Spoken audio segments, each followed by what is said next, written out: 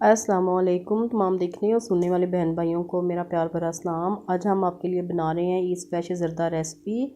पानी बॉईल कर लिया, इसमें पहले से भिगे हुए चावल 1 पाव शामिल किए और इन्हें बॉईल कर लिया।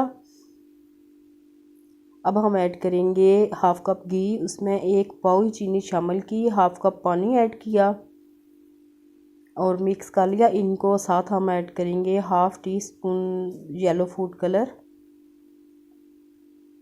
मिक्स कर लेंगे इनको भी और साथ हम मिक्स करके इसे जब चाशनी हमारी बन जाएगी, चीनी डिज़ोल्व हो जाएगी अच्छी तरह, तो हम इसमें ऐड करेंगे बॉईल किए हुए चावल और मिक्स करके इनको कवर कर देंगे पानी के ड्राई होने तक।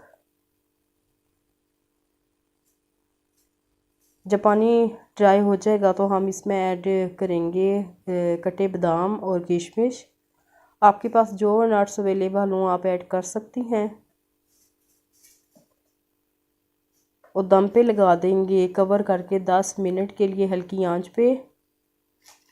माशाल्लाह से मज़ेदार हमारा ज़रदा तैयार है, सर्व करेंगे। रेसिपी आपको अच्छी लगी इसे लाइक करें, शेयर करें, चैनल को सब्सक्राइब करें, बेल आइकन को प्रेस करें और फीडबैक ज़रूर दें।